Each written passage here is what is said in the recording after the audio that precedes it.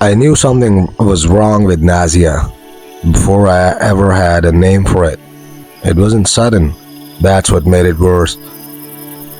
If it had been obvious, if she'd woken up one morning different, colder, distant, I would have noticed right away.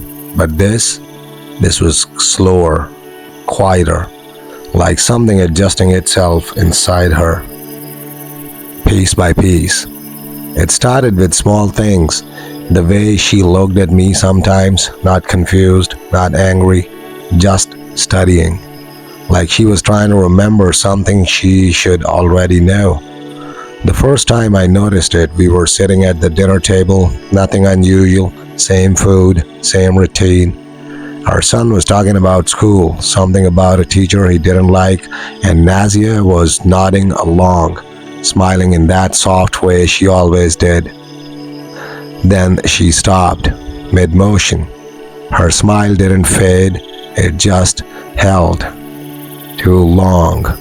Her eyes shifted toward me, locked on, and for a second, it felt like she wasn't listening to him anymore. She was watching me, mirroring something. I remember asking, "What?" She blinked just once, and whatever that moment was, it disappeared. "Nothing," she said, and she smiled again, normal, perfect, like it had never happened. I let it go. Of course I did. You don't jump to conclusions over something like that. You don't think, my wife isn't my wife. Not yet, but things kept happening. Little things, things that didn't make sense unless you paid attention. She started waking up before me. That wasn't unusual, but she won't be in the bed, won't be in the kitchen, won't be anywhere in the house. I'd find her outside sometimes, standing near the gate, barefoot, just looking out into the dark. No phone, no light, nothing. The first time I asked her what she was doing, she didn't answer right away. She just kept staring ahead. Then she said something that didn't sound like her. "I like it when it's quiet." Her voice was the same, but the tone, flat, detached, like the words didn't belong to her. I laughed it off, told her she was being weird. She smiled again, that same perfect, controlled smile, and walked back inside. No explanation, no follow-up. That should have been enough. It wasn't, because a few nights later, I woke up, not from a sound, from a feeling, that kind of awareness you get when something isn't right, even if you don't know why yet. The room was dark, silent, too silent. I turned slightly and saw her standing beside the bed, not moving, not speaking, just standing there, looking down at me.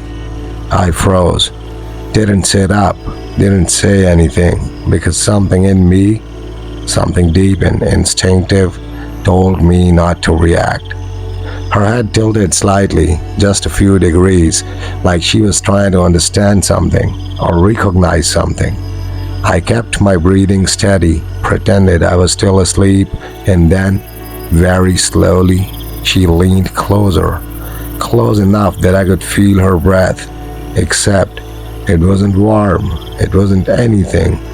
No scent, no heat, nothing, just air. And then she whispered, not my name, not anything familiar, something else, something I didn't understand, a word that didn't belong in any language I knew. I felt my chest tighten, but I didn't move, didn't react, because by then I knew something, not clearly, not logically, but I knew it. The woman standing beside my bed wasn't trying to wake me up. She was checking, making sure something, and whatever she was looking for, she hadn't found it yet. After a few seconds, she straightened, turned, and walked out of the room, silent, no footsteps, no door sound, nothing. I stayed still for a long time after that, listening, waiting, trying to convince myself I'd imagined it, but deep down I knew I hadn't, because the next morning, she acted normal again, perfectly normal, breakfast ready, smiling, talking, laughing with her son, like nothing had happened, like she hadn't stood over me in the dark, watching, listening, testing. And that's when the thought came. Not loud, not sudden, just there, setting in slowly. What if that's not her all the time? What if whatever I saw last night only comes out when we're asleep? And worse, what if it's already been here longer than I think? I didn't confront her. That's the first thing people always ask. Why didn't you say something? Because you don't accuse your wife of that over a feeling in the dark.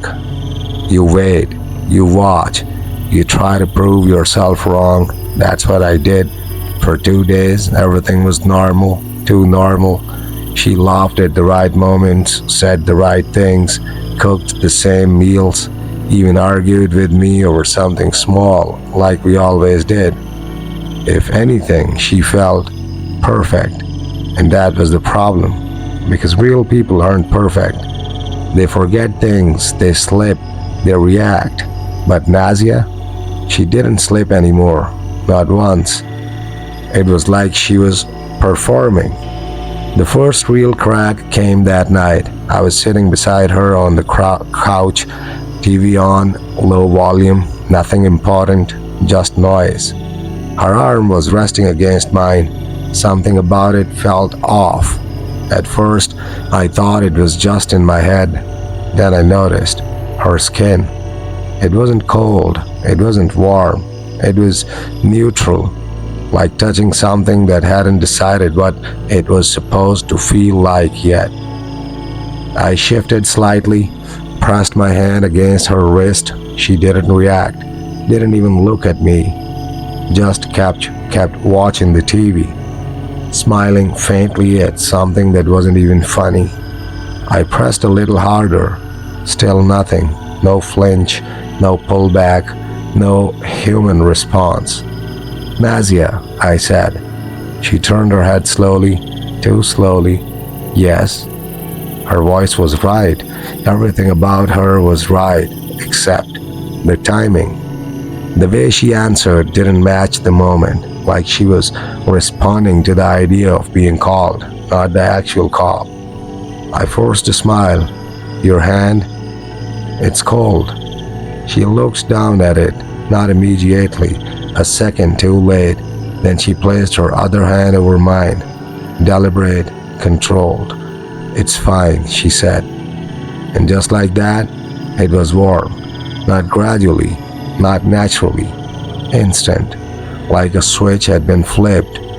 I pulled my hand back, trying not to show it, trying not to react, but inside, something shifted.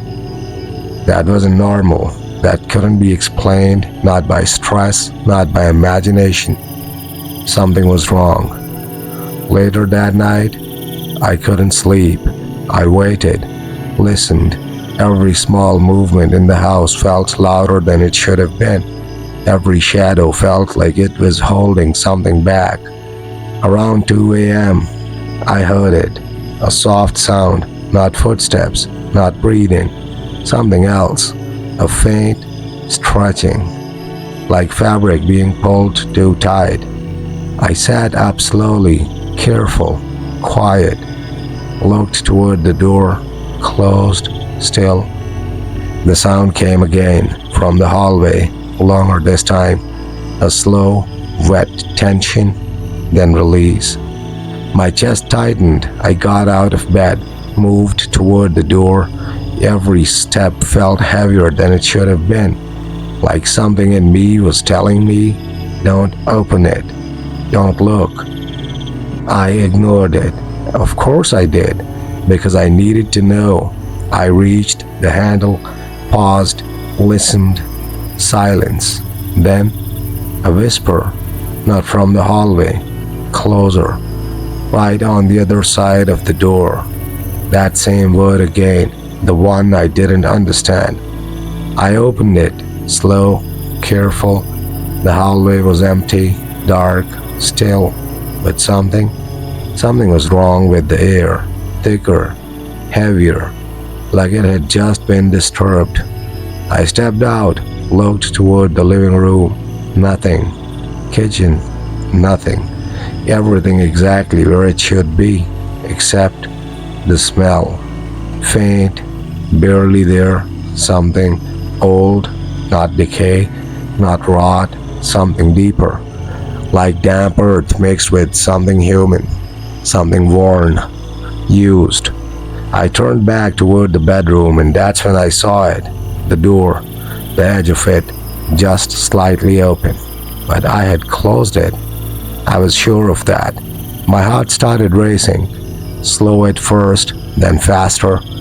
I stepped closer, pushed it open, and there she was, in bed, lying exactly where she should have been, facing away from me, breathing slow, steady, asleep.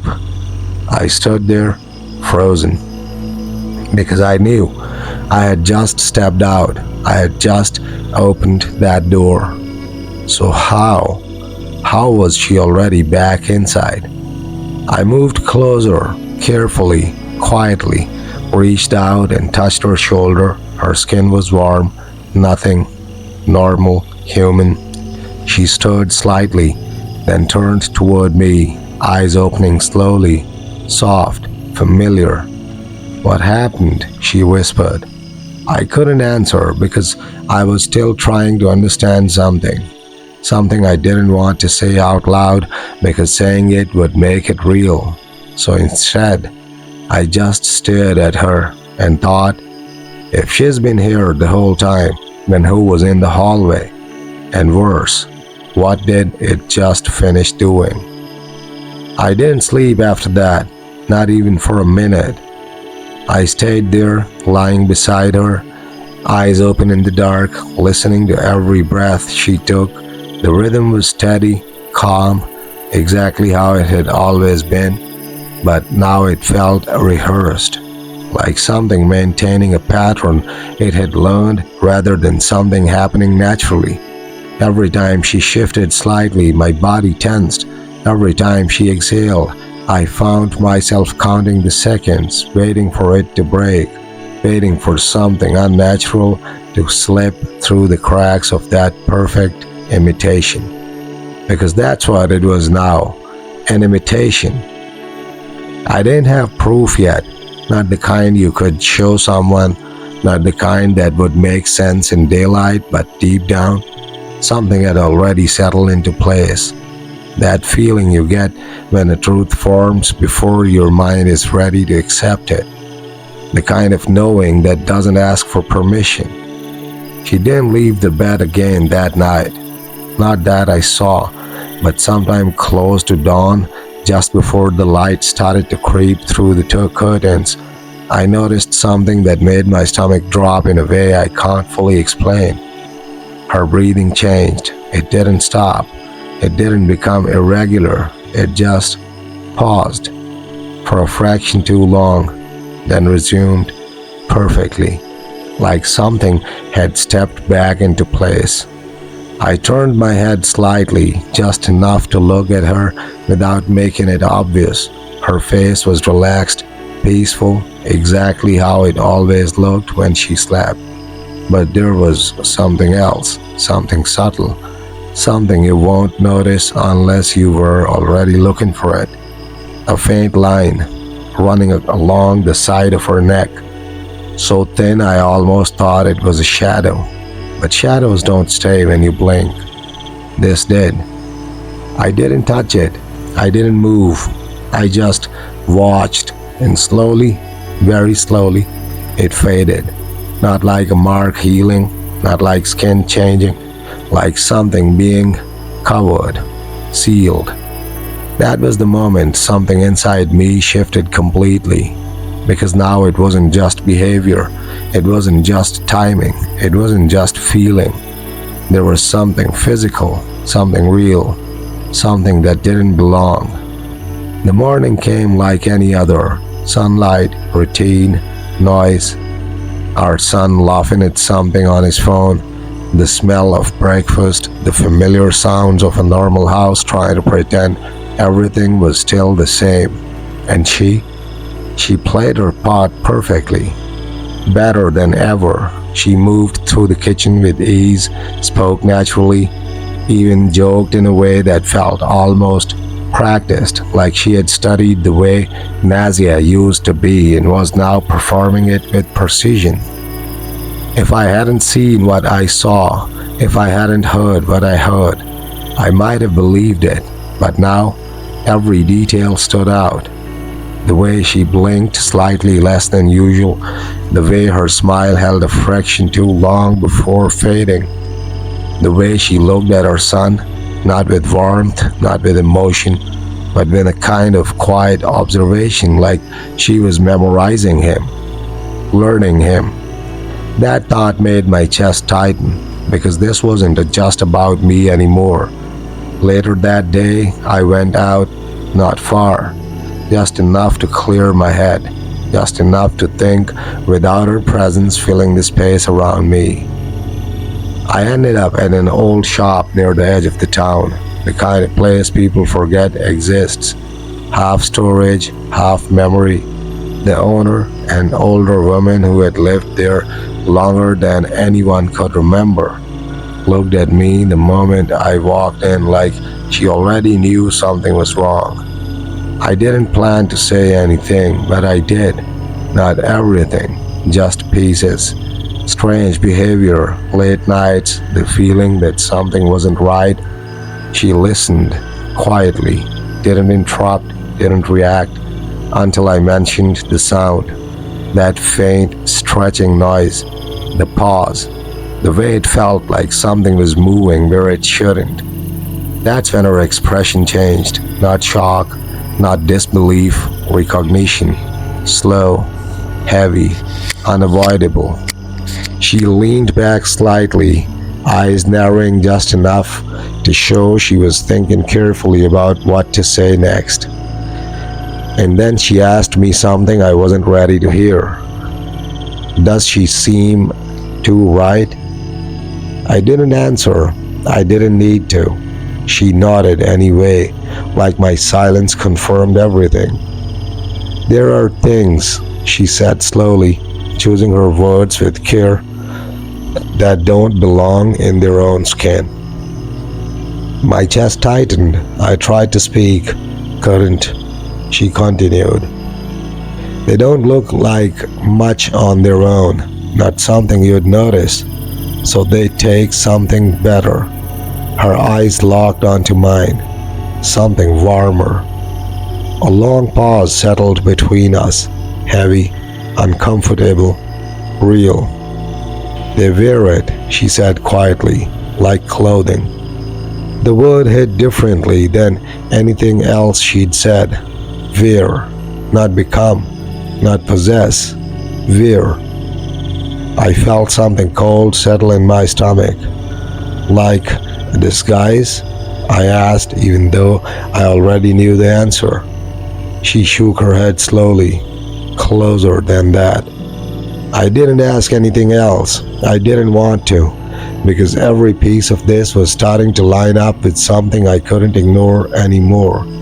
The hallway, the sound, the way she was already in bed, the mark on her neck, the way her body felt, like something adjusting itself.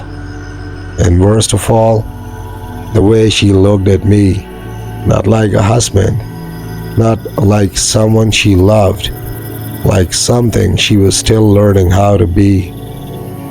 I left the shop without saying much more. The walk back home felt longer than it should have, heavier, every step filled with a growing certainty that something inside my house, something wearing my wife's face, wasn't just pretending. It was getting better at it. And if what that woman said was true, then there was another question I hadn't allowed myself to think about yet. Something worse than anything before. If it wears her at night, if it takes her off, then where is the real her? After what the old man told me, I stopped trying to explain things. There was no logic left to hold on to, no comfort in denial. Every strange moment, every misplaced second, every unnatural pause now pointed towards something I could no longer ignore. So I made a decision. I wouldn't confront it, I wouldn't run, I would watch, properly this time. That night, I pretended to sleep, same as before, same breathing, same stillness. But this time, I wasn't waiting in fear, I was waiting for proof. Hours passed, nothing. The room stayed quiet, heavy with that unnatural silence that had started to feel familiar. Beside me, she lay still, too still, not restless like a normal person in sleep, not shifting, not adjusting, just placed. Then something deep into the night. It happened. At first, it was subtle, a change in the air, not a sound, not movement, just a shift, like the room had exhaled something it had been holding in. Then came the sound, that same faint, stretching tension I had heard before, but clearer now. Closer, wet, slow, deliberate. I kept my eyes closed. Every instinct screamed at me to look. I didn't, not yet, because this time I wanted to hear everything. The sound came again, louder, more defined, like something being pulled carefully from something else. Then a soft movement beside me, not the shifting of a body, something lighter, something separating.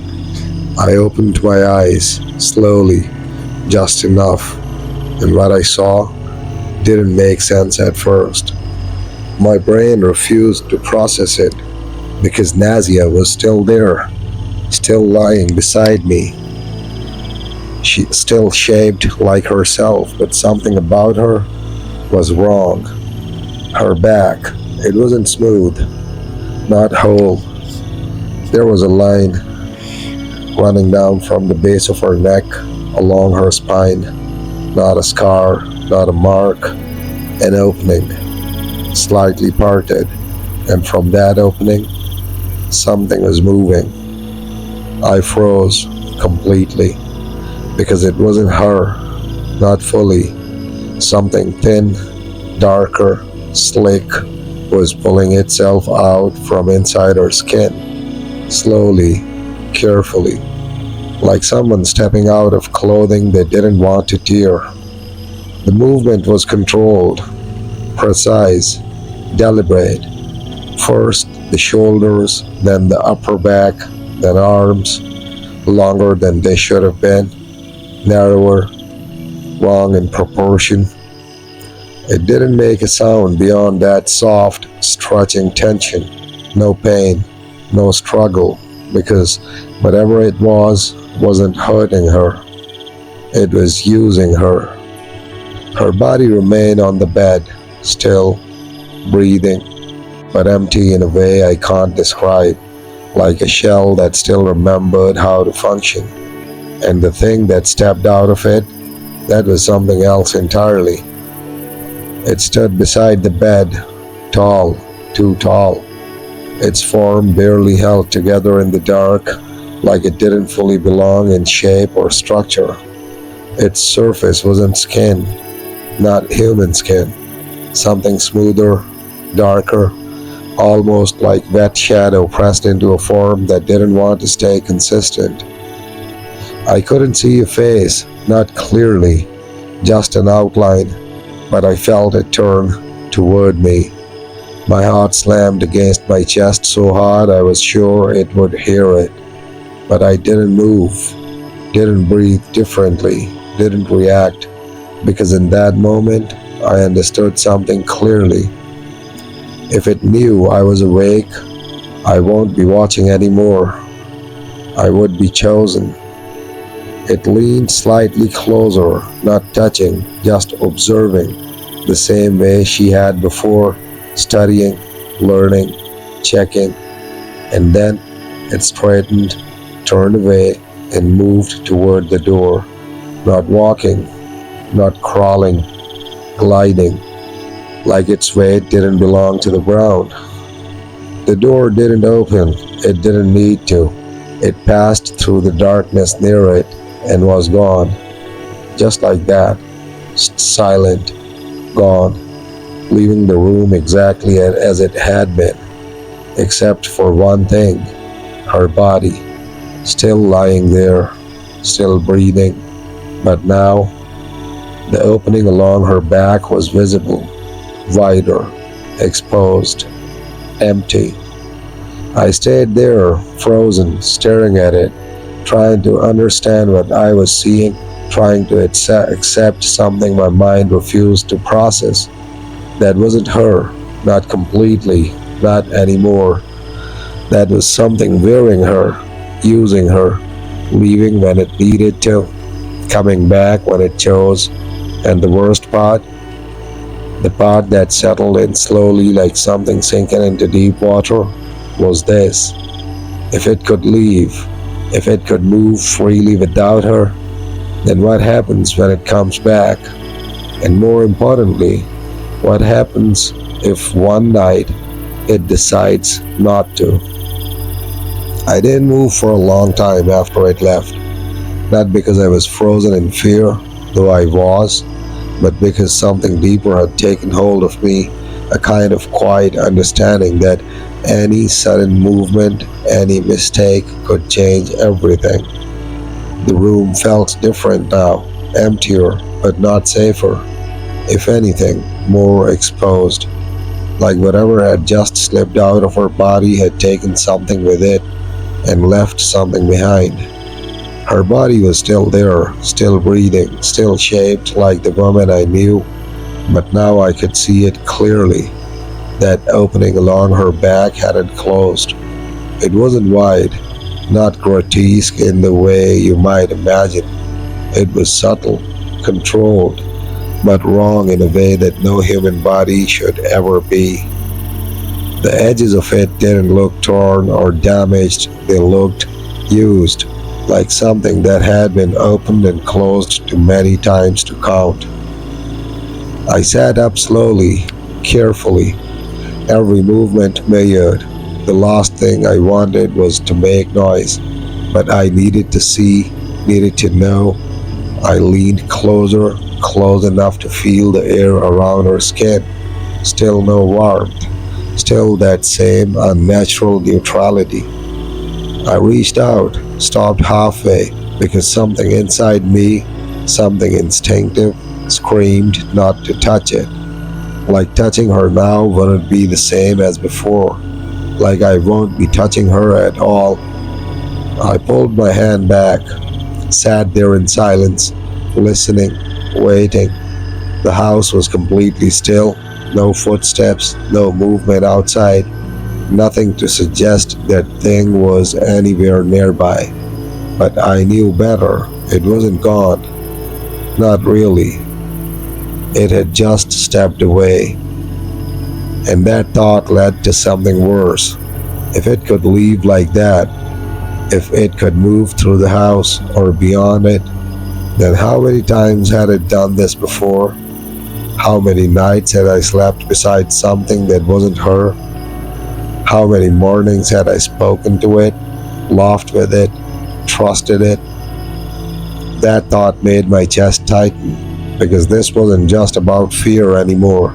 This was about time, how long it had been there, and how much of her was still left. I don't know how much time passed before I heard it again, that same faint tension in the air, not outside, closer, returning. The room shifted, not physically, but the feeling changed, heavier, denser, like something was stepping back into a space it already owned.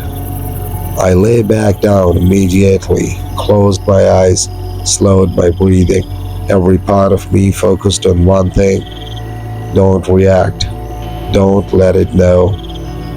The sound came closer, that soft, unnatural movement, then silence, right beside me, I felt it before anything else, that absence of presence, that same wrong stillness, hovering, watching, waiting.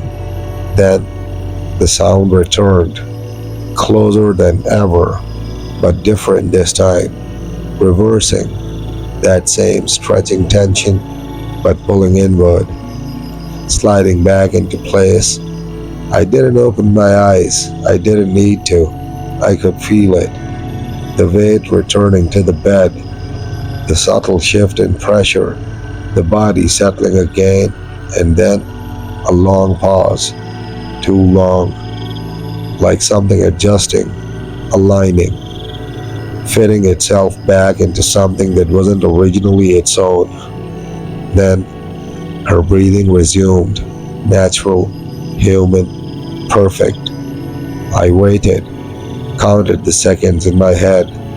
1, 2, 3, 10, 30, a full minute. Then I opened my eyes, slowly, carefully. She was lying there, exactly as before, no visible opening, no line, no mark, just her, peaceful, familiar, and completely wrong. Because now I knew the truth.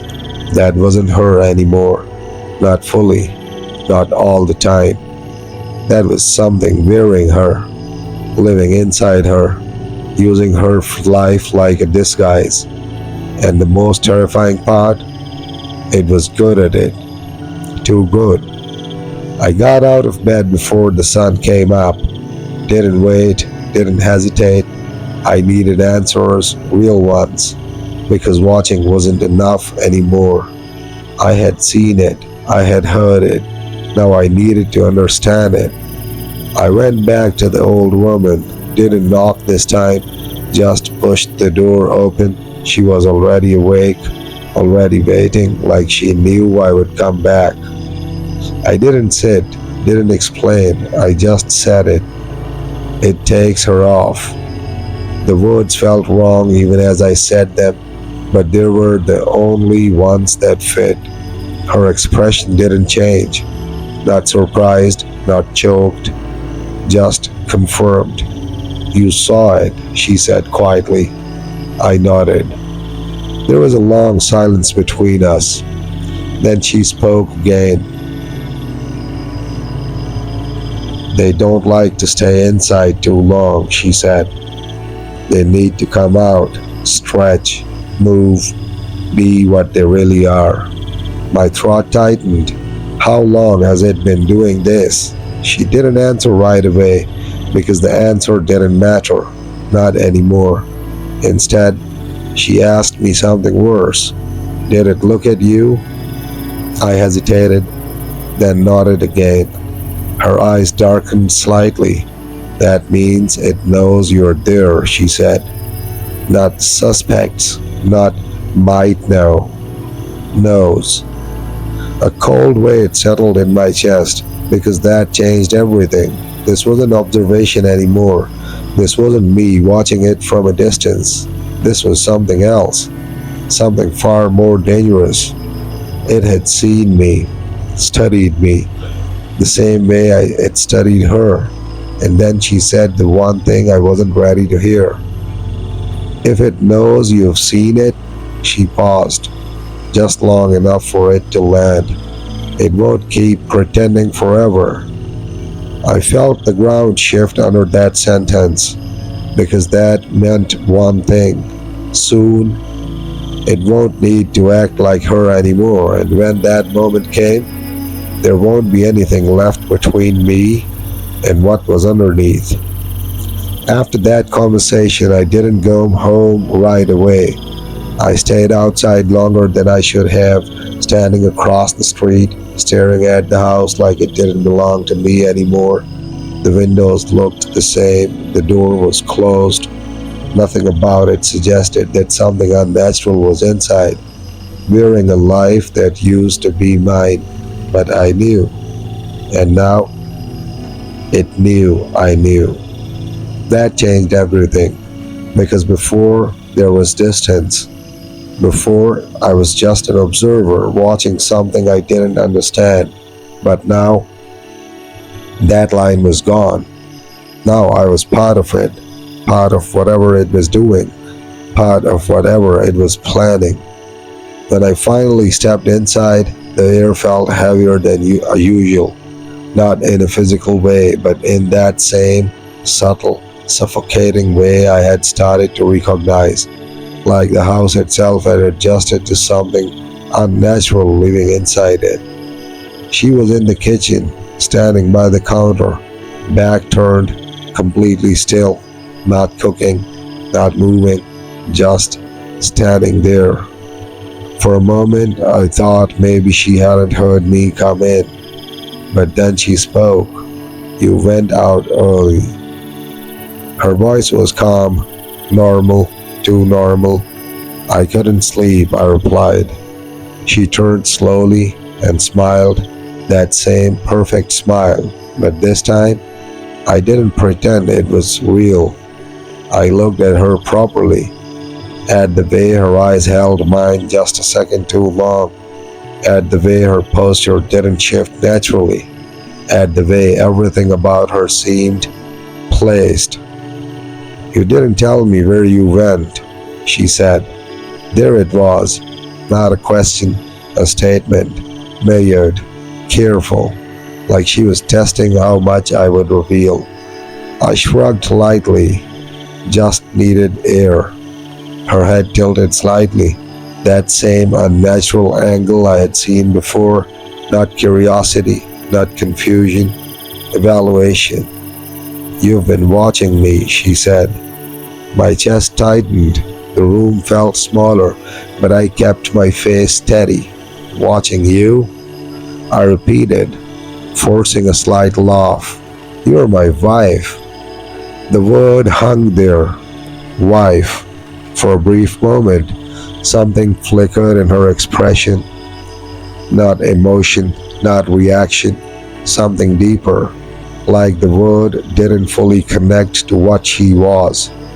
She stepped closer, slow, controlled, every movement deliberate, and then she stopped right in front of me, close enough that I could see the smallest details, the faint lines in her skin, the slight delay in her blinking, the absence of warmth in her presence.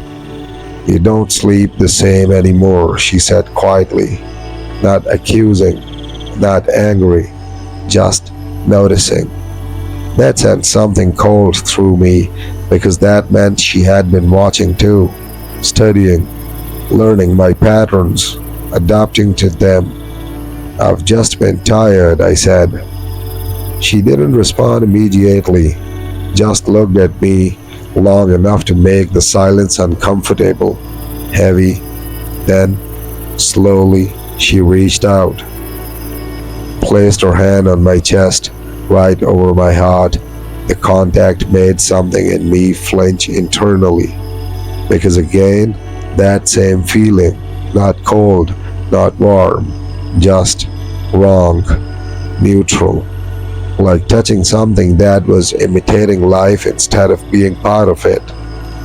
Her fingers pressed slightly, not enough to hurt, just enough to feel the rhythm beneath. My heartbeat, fast, too fast. She tilted her head again, listening, not to me, to that, to what was inside me.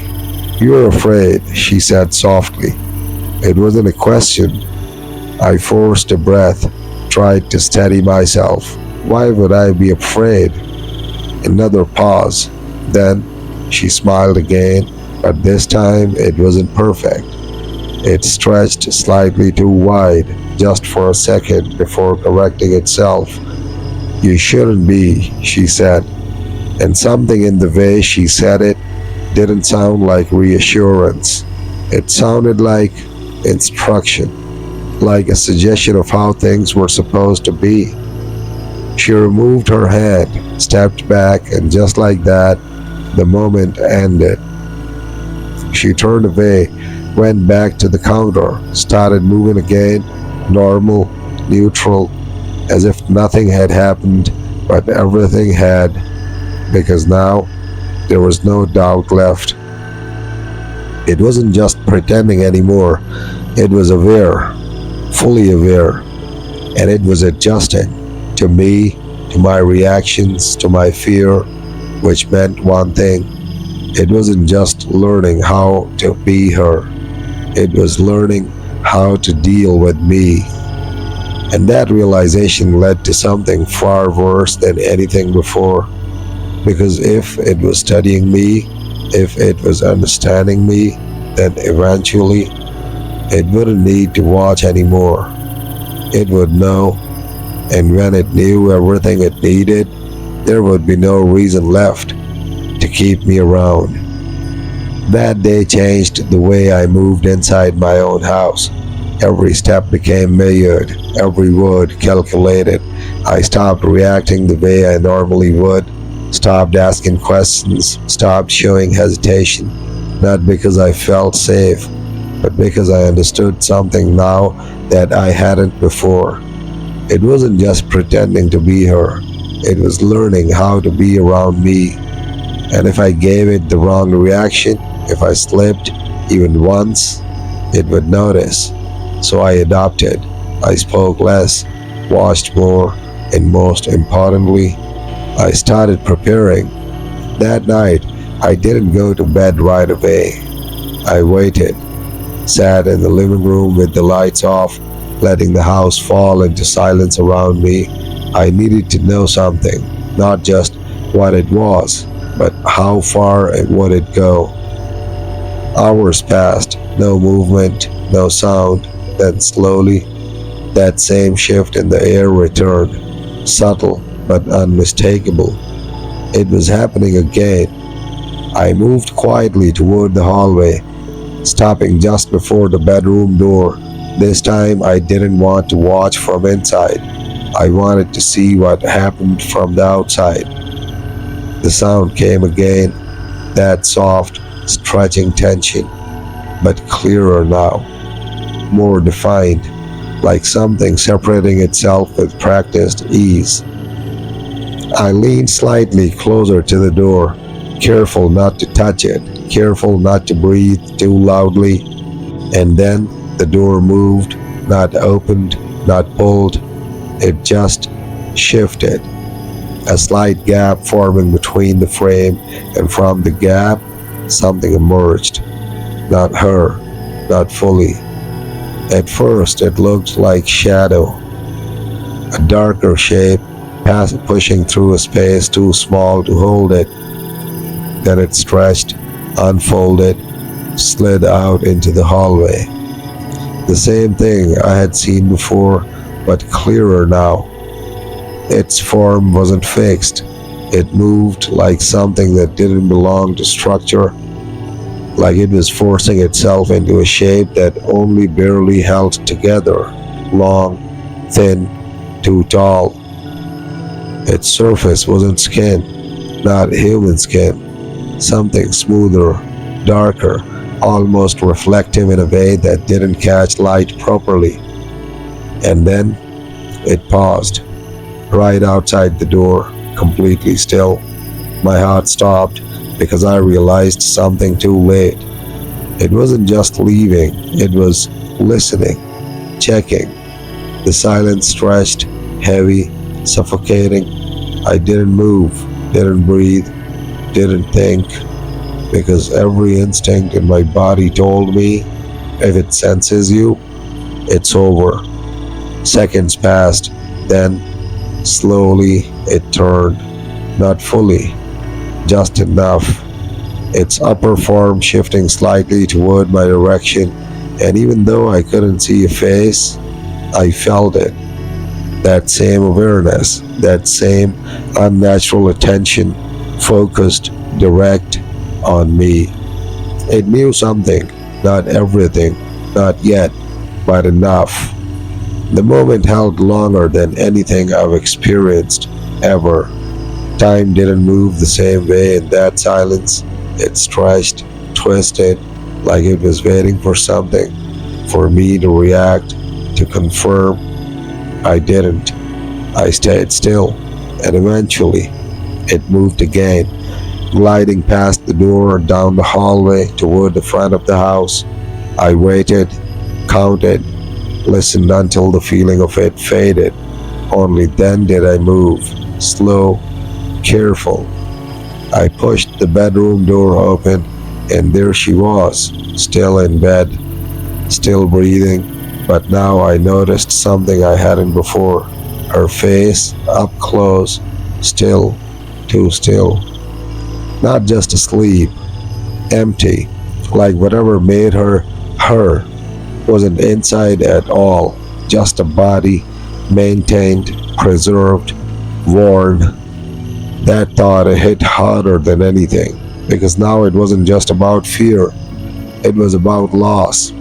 If she wasn't in there, then where she was, or worse, what was left of her.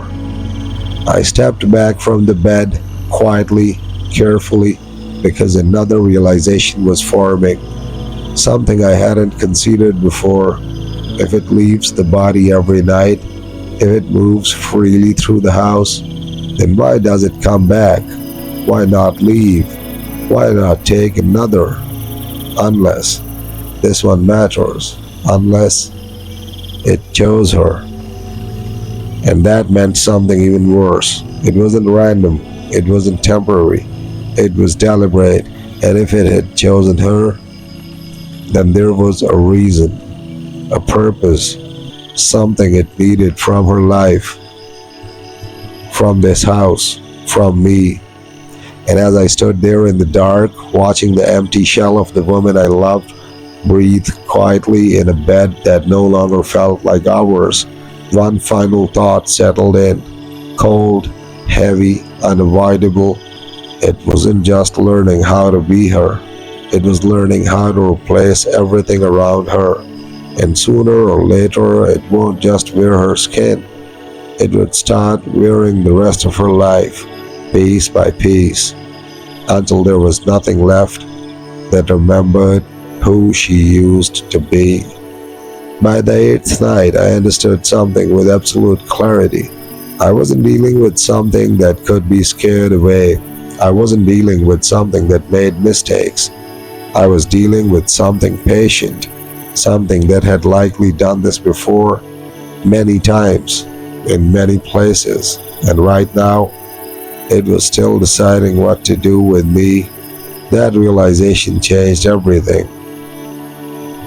Because fear is one thing, but waiting to be chosen, that's something else entirely. So I stopped reacting, stopped questioning, stopped giving it anything to study.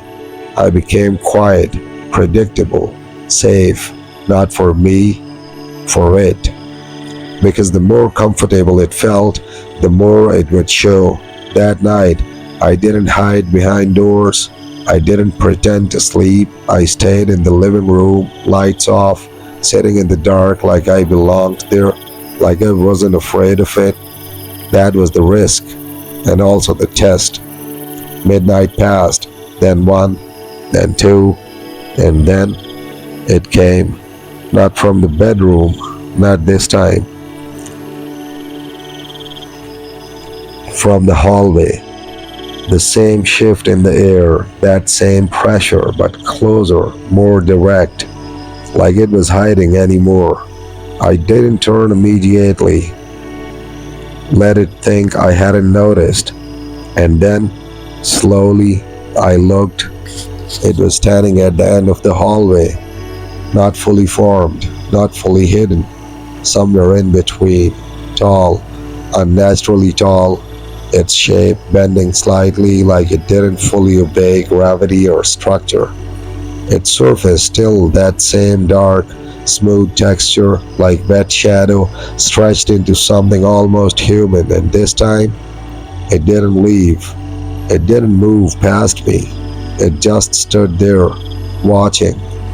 The distance between us felt intentional, close enough to acknowledge, far enough to observe. I didn't speak, didn't move. I just looked back, and for the first time, it didn't turn away. Seconds passed, long, heavy. Then it shifted, not toward the door, not away, toward me. Just one movement, small, controlled, but enough to change everything, because now this wasn't avoidance, this was approach. My chest tightened, but I didn't step back, didn't break, because something told me this moment mattered more than anything before. It moved again, closer now, still silent, still unnatural, and then it stopped. Didn't break. It moved again, closer now, just a few steps away, close enough that I could see more detail than I ever wanted to. Its surface wasn't solid, not completely. There was subtle movements beneath it, like something inside was shifting, adjusting, trying to maintain shape, and then something happened that I wasn't prepared for. It leaned forward slightly, not aggressive, not threatening, curious, and from within the dark, unstable form, a shape began to form. Familiar, too familiar. A face, not fully, not perfectly, but enough for me to recognize it. Nazia, or something trying to be her. The features weren't aligned correctly, the proportions slightly off, the expression empty, like a memory of a face rather than the face itself. It held there for a moment, like it was showing me, testing something, and then it spoke. Not in her voice, not exactly, but close enough to make my skin crawl. You see me. Not a question, a statement, flat, unemotional. I didn't answer. Couldn't. Because hearing that voice come from something that wasn't her, broke something inside me. It tilted its head slightly, that same unnatural angle. You didn't run. Again, not a question, another observation. It was learning, confirming, adopting, and then, slowly, it took one final step closer, close enough that if that I reached out, I could have touched it, but I didn't, because now I understood something I hadn't fully accepted before. This wasn't hiding anymore. This wasn't pretending. This was interaction, direct, intentional, and whatever came next won't be an accident. You know, it said quietly, the voice shifting slightly, adjusting, refining. Most don't. A pause, then they sleep. Another pause, longer this time, heavier, and by the time they understand, the shape of her face flickered slightly, distorted, corrected. It's already done. The words settled into the room like something final, like something already decided. I felt my throat tighten, my mind racing, but my body stayed still because now there was only one question left. And it wasn't about what it was or what it wanted. It was something worse, something far more personal. Why was it telling me this? And as if it had heard that thought, it leaned in slightly closer and whispered, not to scare me, not to threaten me, but to answer, because you're still here. A pause, then the final words, quiet, certain, unavoidable, for now. And just like that, the shape collapsed, not violently, not suddenly, it simply lost form, falling back into that dark, shifting presence, and retreated, slipping back toward the hallway, toward the room, toward the body it wore, leaving me alone in the dark with the one truth I couldn't escape anymore. I hadn't been ignored. I hadn't been overlooked. I had been allowed, watched, tested, spared, and now considered, not as a witness, not as a threat, but as something else entirely, something it hadn't decided about yet, And that was worse than anything before because fear ends, panic fades, but being chosen or not yet chosen, that lingers, that waits, and sooner or later that decision comes. After that night, something shifted between us, not visibly, not in a way anyone else would notice, but I felt it. The distance that had once existed, the thin line between observer and unknown, was gone. Whatever this thing was, it had stopped pretending I didn't matter. And in doing that, it had changed the rules. Now, everything felt intentional. The way she moved in the morning, the way she spoke, the way she looked at me, it wasn't just imitation anymore. It was awareness layered on top of imitation. And that made it far more dangerous because now every moment we shared felt like part of something larger, something I wasn't in control of. That morning, she was already awake when I came out of the room, sitting at the table, hands folded, not eating, not drinking, just sitting there, waiting. You didn't sleep, she said without looking up. Her voice was calm, measured, too precise. I did, I replied, keeping my tone even. She smiled faintly, then lifted her eyes to meet mine. No, she said softly. You stayed awake.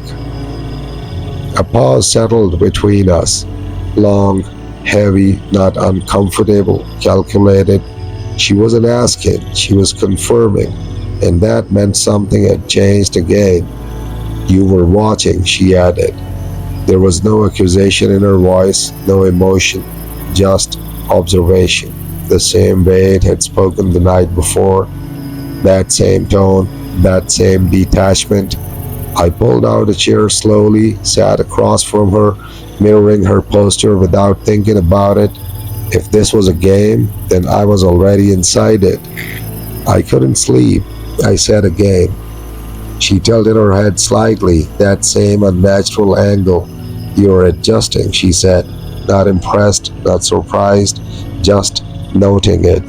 And that word, adjusting, it stayed with me because that's exactly what I had been doing. But I hadn't thought of it like that.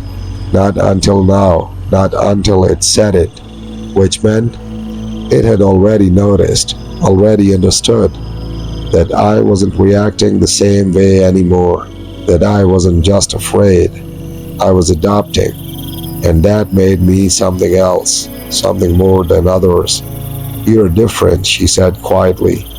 The words landed heavier than anything before, not because of what they meant, but because of how easily she said them. Like she had already reached a conclusion, like she had already compared me to something else, to others.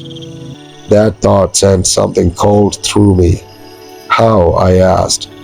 I shouldn't have, but I did. And the moment the word left my mouth, I knew I had given it something. A question, curiosity, engagement. She smiled slightly, not wide, not unnaturally this time, just enough. You stayed, she said. Another pause. Then you looked. Another. You understood. Each word felt like a step closer to something I didn't want to reach, and you didn't break. That one, that one hit differently because it wasn't just an observation, it was an evaluation, a result. Like I had passed something, something I didn't know I was being tested for. And that matters, she added. The room felt smaller after that, quieter, like the air itself was listening. I didn't respond, didn't ask what it meant, because it wasn't sure. I wasn't sure I wanted to know. She leaned back slightly in her chair, relaxed, comfortable, like the conversation had gone exactly the way she expected. Then, for the first time, something new appeared in her expression. Not emotion, not fully, but something close to interest. You think it's about her, she said. The words were soft, almost gentle, but they carried something underneath, something sharp. I felt my chest tighten because I knew what she meant, or at least I thought I did. But I didn't answer, didn't confirm, didn't deny. She watched me for a moment, then nodded slightly, as if my silence had said enough. It isn't, she continued. And just like that, everything inside me shifted. Because if it wasn't about her, then what was it about? She leaned forward slightly, resting her arms on the table, closer now, more direct. It's about structure, she said, about fitting.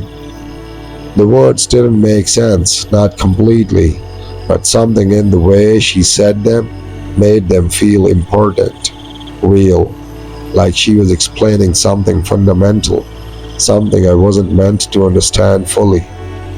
Some don't fit well, she continued.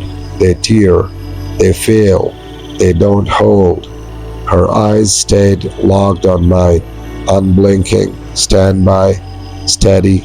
But this one holds. My throat tightened because now I understood not everything but enough. It wasn't just using her, it had chosen her because she worked, because she fit, and that led to the next thought, the one I didn't want, the one I tried to push away but couldn't. If it chose her, if it tested her, if it found her suitable, then what was I? Her gaze didn't break, didn't soften, didn't change. You're still being considered, she said. And there it was, clear, direct, unavoidable. This wasn't just happening to her. It wasn't just about watching her surviving. This was something else, something far worse. I wasn't just living with it. I was part of its process, part of its selection. And as that realization settled in, heavy and cold, one final thought formed. Not fear, not panic, something sharper, more precise. If it was considering me, then sooner or later it would decide. And whatever that decision was, there would be no stopping it, no escaping it, because this thing didn't rush, didn't guess. It watched, learned, tested, and when it finally chose, it didn't make mistakes. After that morning, I stopped thinking in terms of days. Time didn't move the same way anymore. It stretched, folded, blurred into something that revolved entirely around one thing, what it was doing, what it was learning, and when it would decide, because now I understood something I hadn't before. This wasn't random, this wasn't a haunting, this was a process, deliberate, measured, and I was inside it. That realization did something unexpected. It didn't break me, it focused me, because if it was studying me, then I needed to study it back, not out of curiosity, not out of desperation, but because it was the only chance I had left. That night I changed the pattern again, not in a way it would immediately notice, not enough to raise suspicion, but enough to give me something it didn't expect. I slept, or at least I pretended to. But this time I didn't stay in the bed. I waited until I felt that shift in the air, that subtle change that meant it had left the body. Then slowly, quietly, I got up, moved into the hallway, and instead of following it, I went into the bedroom, to her, to the body it bore, because there was one question I couldn't shake. If it leaves, if it walks around free, then what happens to her? Not the body, not the shell, her. I closed the door behind me carefully, softly, and approached the bed. She was there, exactly as before, lying still, breathing, but empty in a way that felt impossible to describe. I stood there for a long moment, just looking at her, trying to find something, anything, a sign, a presence, but there was nothing. just the body, maintained, preserved, worn. I reached out. This time, I didn't stop. My hand touched her arm, and immediately something felt wrong. Not just the temperature, not just the texture, something deeper, like touching something that wasn't connected to anything anymore, like a glove without a hand inside. My chest tightened, but I didn't pull away, not yet, because I needed to know. I moved closer, carefully, slowly, and then I did something I hadn't dared to before. I turned her slightly, just enough to see her back.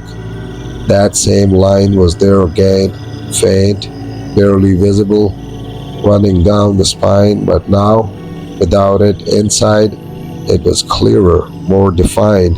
Not a wound, not damage, a seam. My hand started to shake, but I kept going because now there was no going back. I pressed lightly against it, and the moment I did, it gave.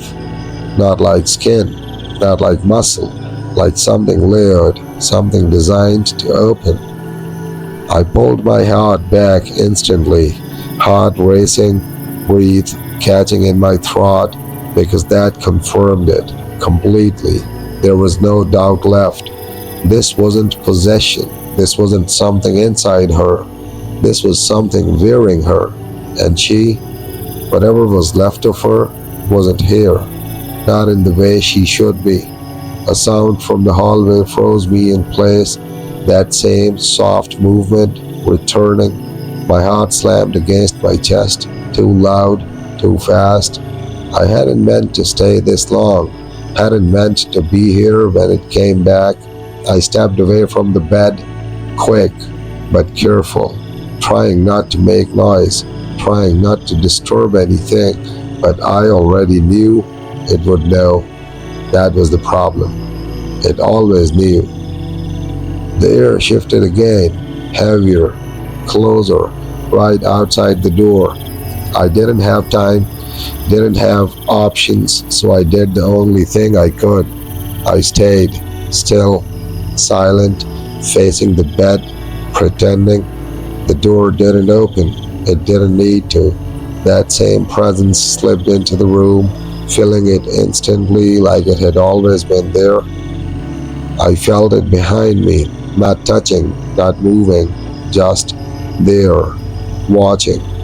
The silence stretched, longer than anything I had ever experienced, because this time there was no pretending, not hiding, no distance. It knew I hadn't said anything, hadn't reacted, but it knew, and then, slowly, it moved closer.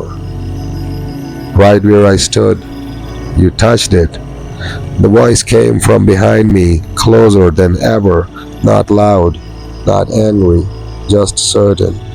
My throat tightened, but it didn't turn, didn't respond, because I didn't know what would happen if I did.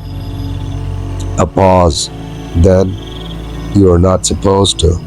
That word, supposed, echoed differently, like there were rules, like there were boundaries, and I had just crossed one.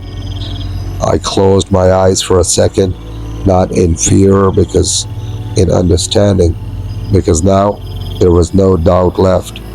This wasn't observation anymore. This wasn't testing from a distance. This was interaction, direct, immediate. And I had just changed something.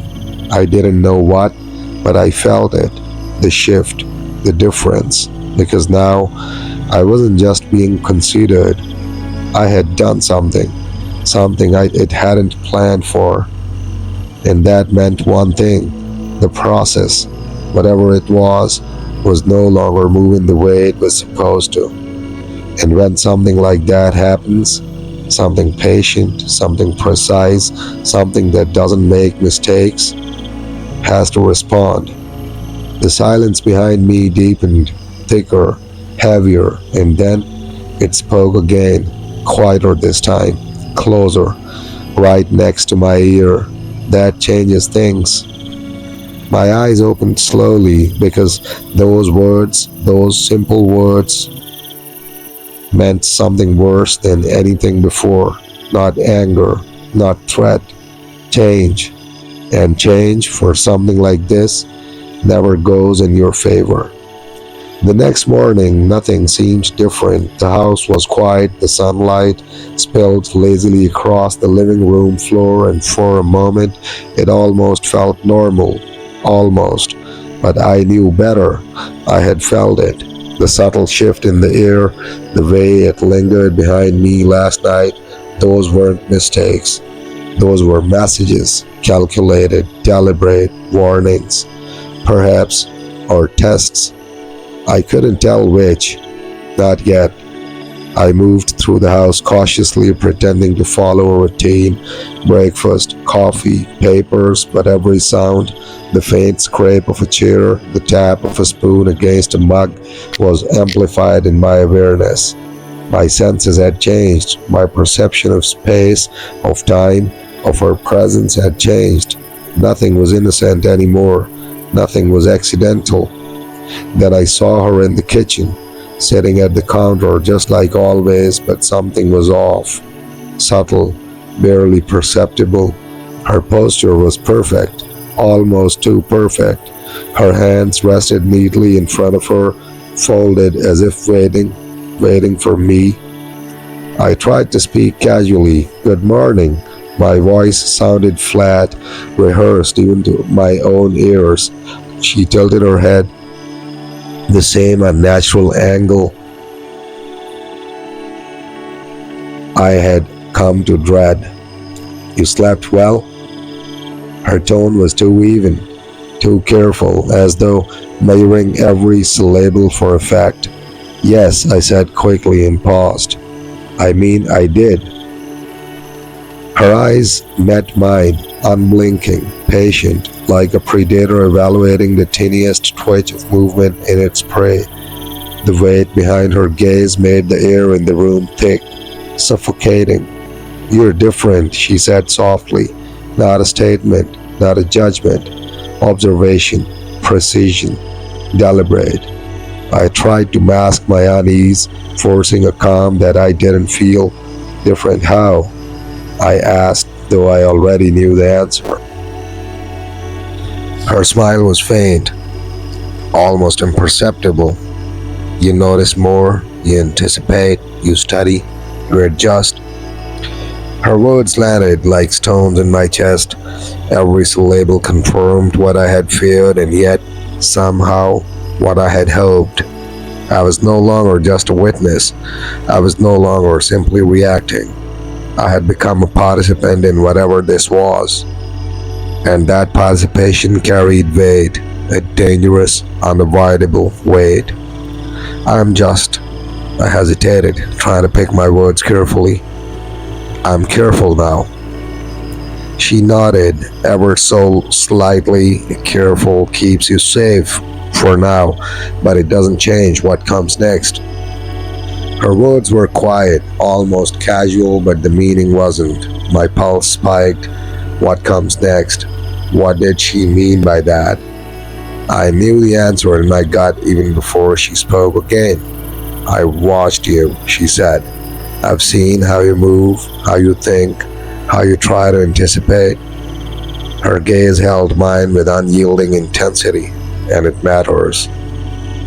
The weight behind her words made me shallow-hearted. No, it was assessing me, measuring me, considering my value, and for a brief, horrifying moment, I realized that I wasn't certain I wanted to know the criteria. She leaned back slightly, that perfect, unnatural grace in her motion.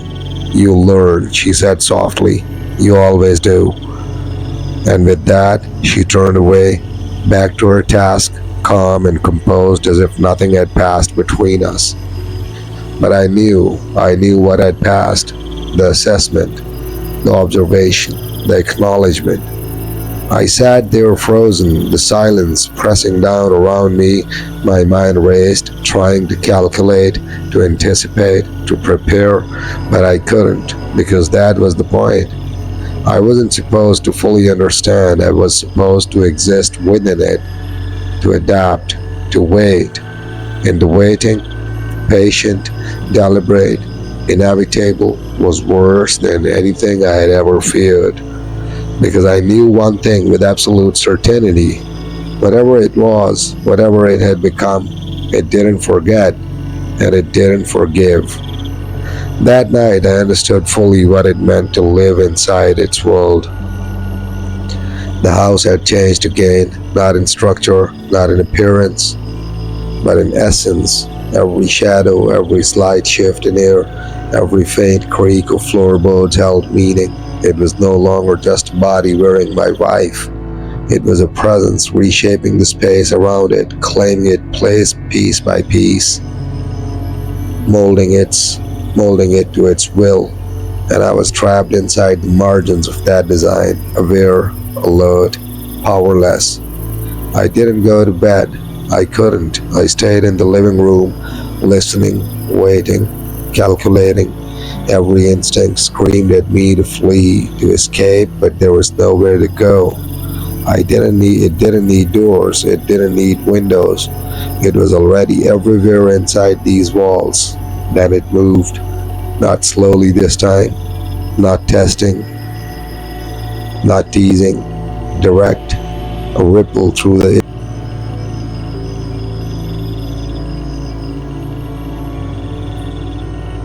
I stayed perfectly still, my heartbeat quickened, my muscles tense, my mind calculating every possible outcome, every risk.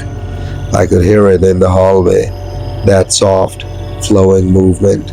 No footsteps, no sound of weight, just displacement, like water moving across the floor, and then it appeared at the end of the corridor, its form shifting yet deliberate, darker than shadow yet somehow tangible, towered over the space. It stopped, paused, observed, and then, with that same voice, low and chillingly precise, it spoke. "You understand now." I didn't respond. I couldn't, because I did understand. I understood that this wasn't just about my wife. This wasn't just about me. It was about control, about imitation perfected to an unnerving degree, about choosing what it needed, who could remain, who would be discarded, and I was on that scale, under judgment, waiting. It glided closer, and for a moment I could see it trying, imperfectly, to form her face again, Nazia's face, my wife's face. Only this time the flaws were more evident, more terrifying. A smile too wide, eyes slightly off, a face that was familiar yet impossibly alien. "You've lasted longer than most," it said, and somehow that was worse than a threat, worse than a strike or a scream. Recognition meant I was being tested, evaluated, considered worthy or unworthy. And in its patience, I realized it would not fail, not ever. It did not make mistakes. Then it retreated, not fully, just enough to leave me in darkness with my thoughts, with my fear, with the realization that nothing would ever be normal again. That the body I had known, the person I had loved, was gone in essence, replaced by something patient, calculating, and terrifyingly methodical. And in that silence, I understood one final truth. I was alive only because it allowed it. I was free only because it permitted it. And I would continue to exist in this balance for now. But one day, that balance would tip. And when it did, there would be nothing left. Not for her, not of me. Only the skin it wore, only the presence it commanded. And in that moment, the world as I knew it had ended. Because living with the Boo Hag wasn't about fear. It was about waiting. Waiting to be chosen or waiting to be replaced. And I understood with every fiber of my being that waiting was far more worse than any terror I had imagined. I wasn't just haunted. I was observed, studied, considered. and the judgment was absolute, and it was patient, unfathomably patient, unrelenting, and eternal, because the Boo Hag did not tire, it did not falter, it only waited, and eventually everyone pays their turn. Everyone.